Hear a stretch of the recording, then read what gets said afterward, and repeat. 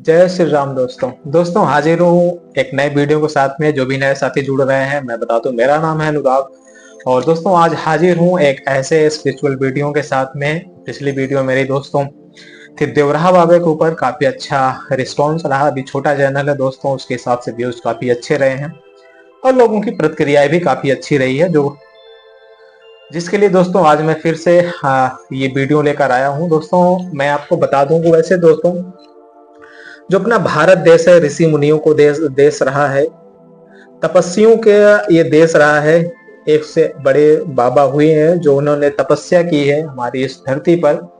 वो धरती जहाँ पे उन्होंने तपस्या की, आज भी वो जो जगह है, आज भी पॉजिटिव एनर्जी का पूरा एकदम संचरण होता रहता है, जिसे हम भली भांत लोगों महसूस कर सकते हैं उन चीजों को।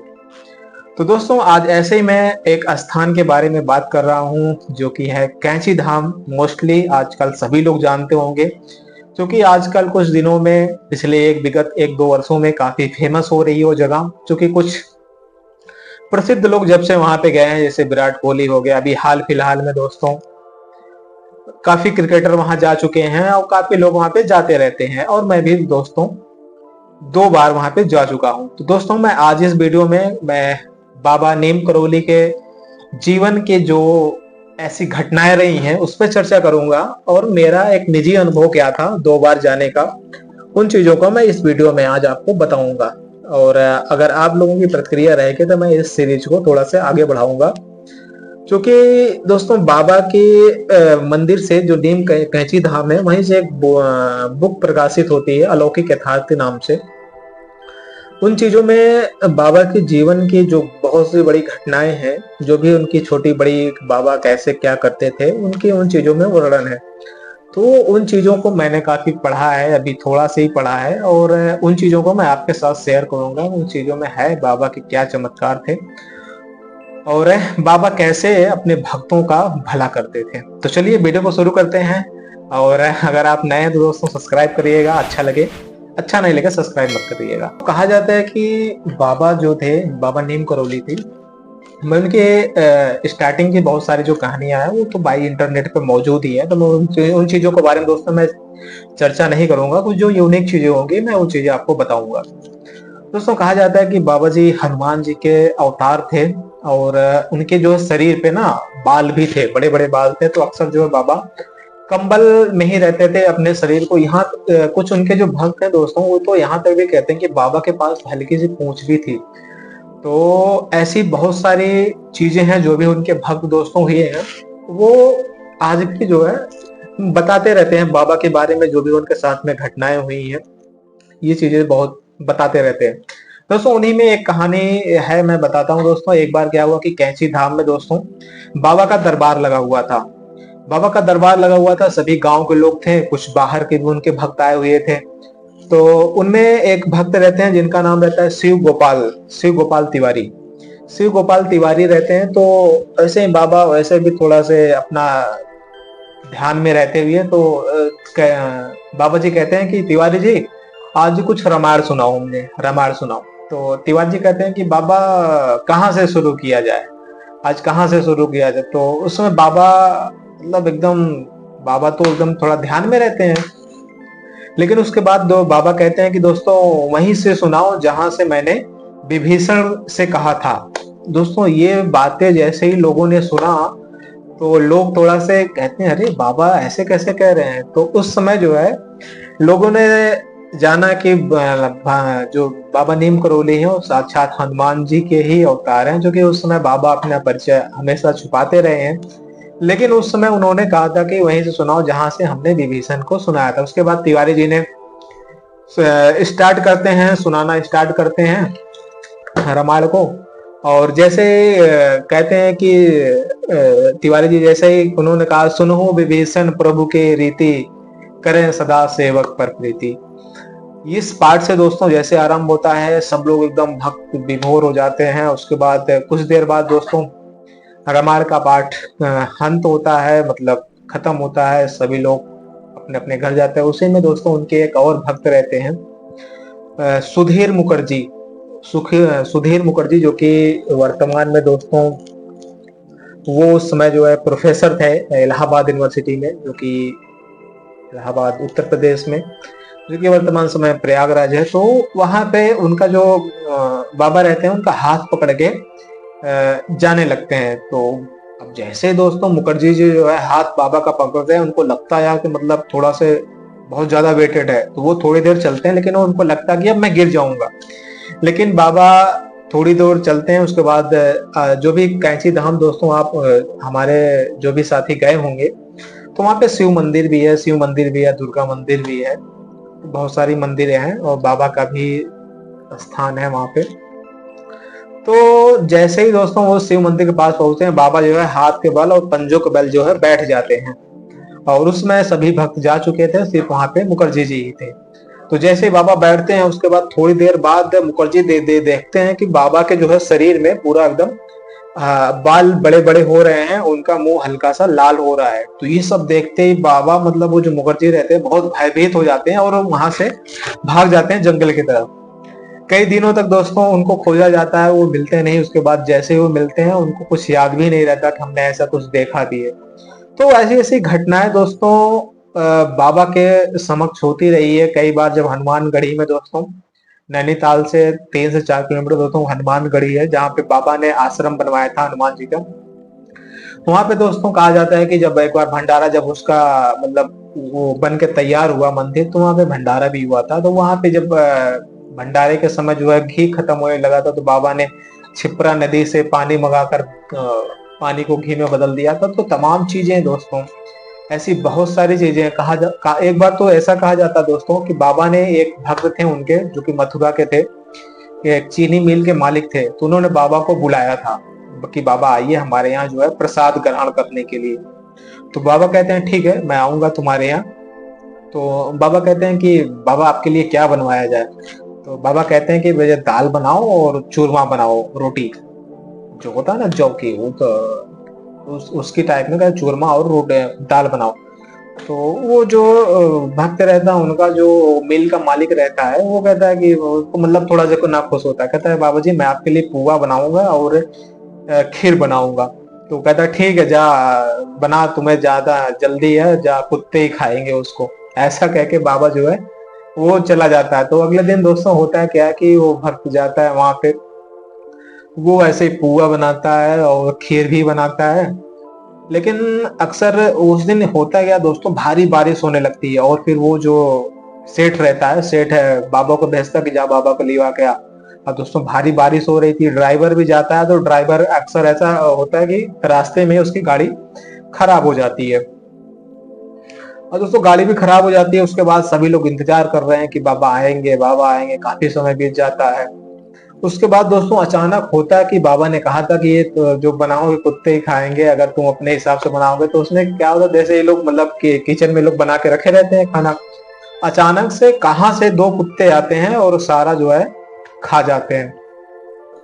और कोई भी नहीं देखता, जो कि भारी बारिश होता रहता, कोई भी किचन की तरफ ध्यान भी नहीं रहता, और जो कुत्ते आते हैं और उसको, उस चीजों को, पुआ और जो है खीर को खा जाते हैं। तो ऐसी तमाम चीजें, घटनाएं दोस्तों बहुत सारी, बाबा के जितना मैं कहूँ उतना ही कम है। और दोस्तों मेरा अनुभव क्या रहा है कि मैं वर्ष 2007 मई 2023 को गया था वहां पे, और मेरा जाना, बाबा ने कहते हैं कि दोस्तों आप ऐसे जा तो नहीं सकते हैं, जब तक बाबा की इच्छा ना हो तब तक आप जा नहीं सकते हैं, बाबा का जब तक बुलावा ना हो। तो मैं कैसे गया, बात तो वर्ष 2023 की है। मैं 7 मई 2023 को कैंची धाम गया था।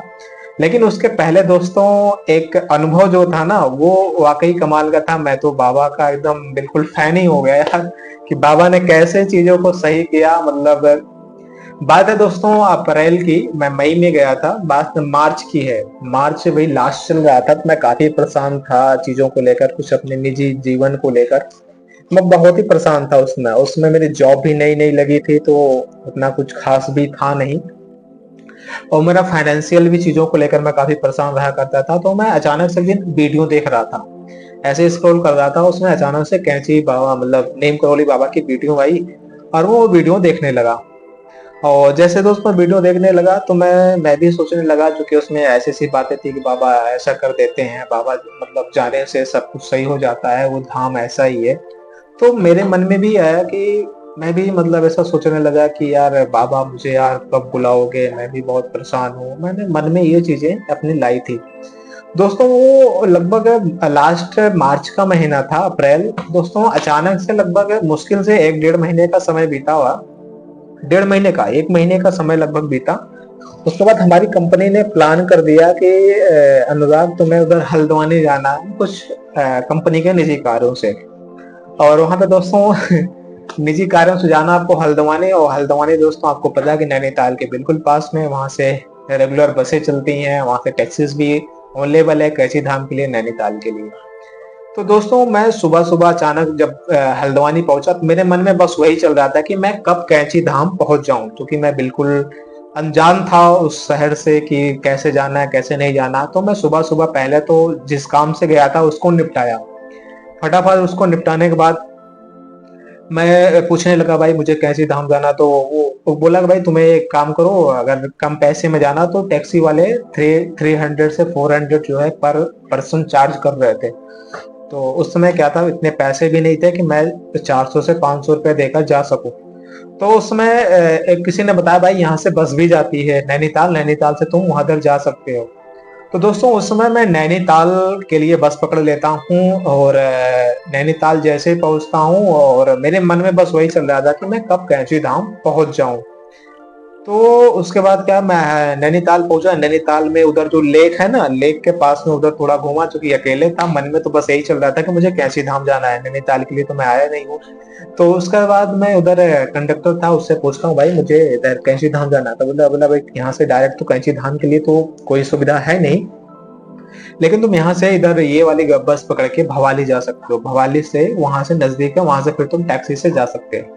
तो दोस्तों वहां से मात्र 14 रुपए की 25 रुपए लगे थे मेरे को। 25 रुपए से मैं उधर से नैनीताल से भवाली आया।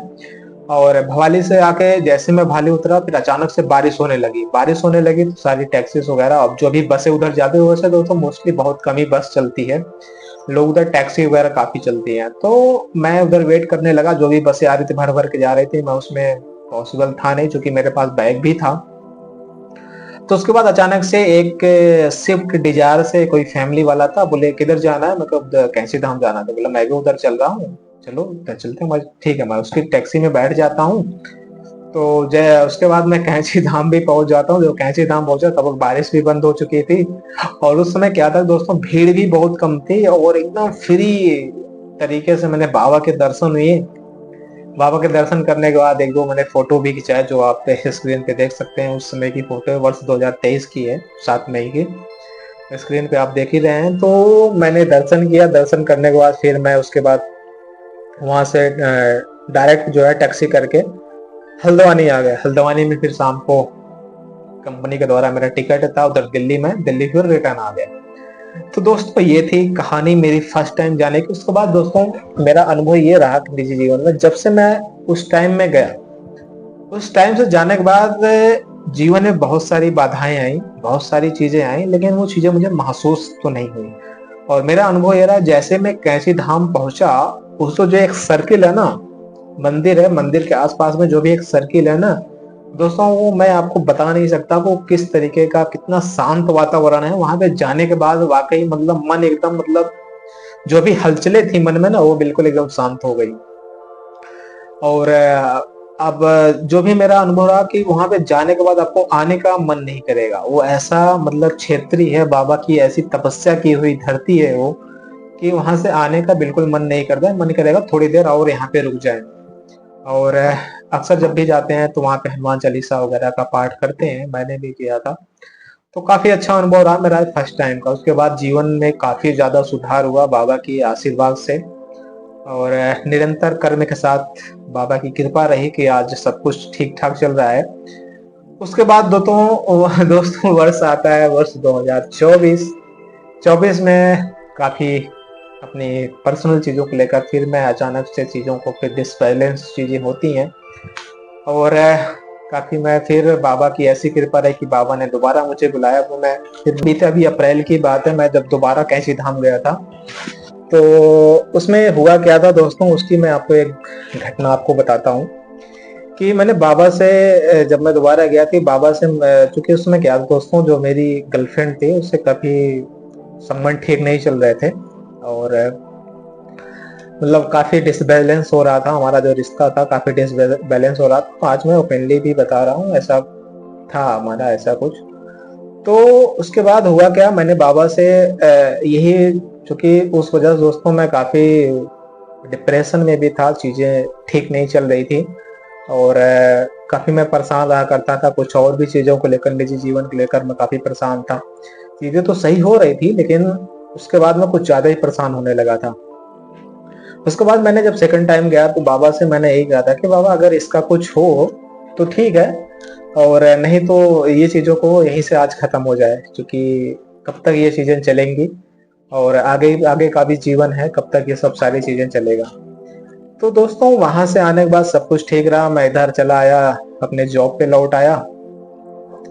उसके बाद दोस्तों जैसे ही मैं कैंची धाम से आया ना, वो अचानक से, मतलब बाबा की क्या चीजें रही, कि क्या चीजें रही, जो हमारी गर्लफ्रेंड थी ना, वो मतलब ऐसी ऐसी हरकतें करने लगी है, मैं क्या ही बताऊं, कि मतलब चीजों को लेकर इतना इशू बनाना, कि किसी को इतना बदनाम करना, चीजों को लेकर वायरल करना, फोटो को लेकर, तमाम ऐसी चीजें रही।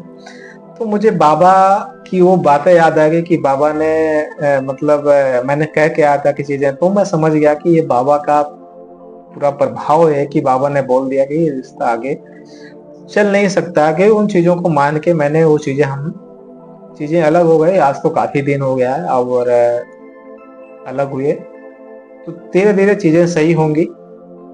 तो दोस्तों ये चीजें रही, मेरा जो अनुभव रहा, और दूसरे टाइम का अनुभव मेरा काफी सुखद रहा, बहुत ही अच्छा लगा दोस्तों। मैं तो कहता हूँ हर एक व्यक्ति को जाना चाहिए कैंची धाम। वाकई बाबा, लोग अक्सर कहते भी हैं कि बाबा जो है किस्मत बदल देते हैं। वाकई दोस्तों मैं तो यकीन रखता हूँ, जो भी साथी अगर कैंची धाम गए होंगे उनका क्या अनुभव रहा, आप हमसे शेयर करिएगा, कमेंट बॉक्स में अपनी प्रतिक्रिया दीजिएगा। और ये वीडियो कैसा रहा, अगली वीडियो आप किस टॉपिक पे चाहते हैं, एक बार कमेंट में भी आप अपनी प्रतिक्रिया दे सकते हैं। बाकी दोस्तों मिलते हैं किसी नए वीडियो में। इस वीडियो को देखने के लिए आपका बहुत बहुत धन्यवाद। अच्छा लगा तो सब्सक्राइब करिएगा हमारा चैनल, नहीं लगा हो तो मत करिएगा। मिलते हैं किसी नए वीडियो में। इस वीडियो को देखने के लिए आपका बहुत बहुत धन्यवाद।